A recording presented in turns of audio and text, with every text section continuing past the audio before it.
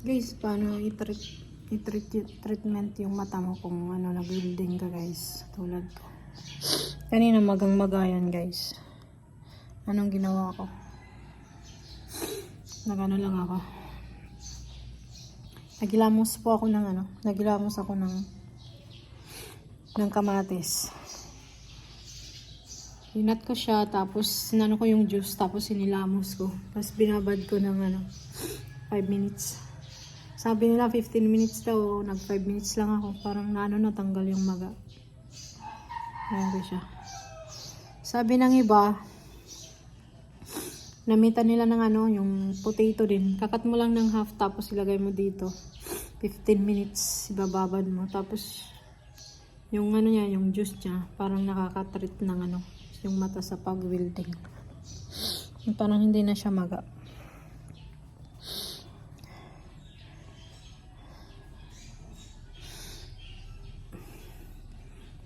Magano lang ako ng English din, baka may manood na English speaking. If your eyes get hurt, you need to use tomato, then cut and let the juice scrub your face, and wait for 5 minutes to wash with water. But the water cannot go inside the eyes. You need to be careful.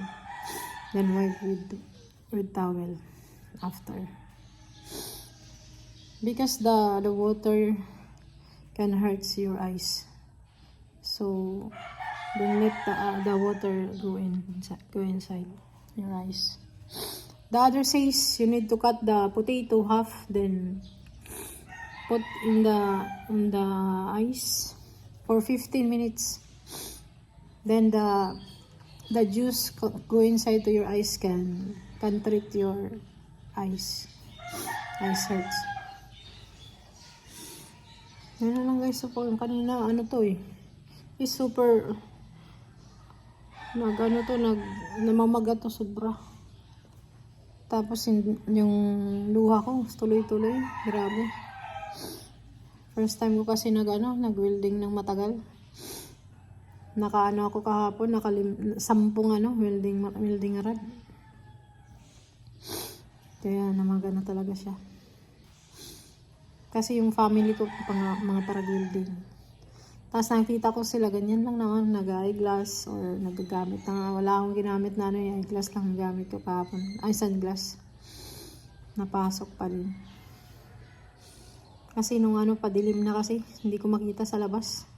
Malapit ako nag-welding yung mata ko. Yung nalapitan ko, hindi ko makita yung ni-welding ko. Ano lang guys. Bye.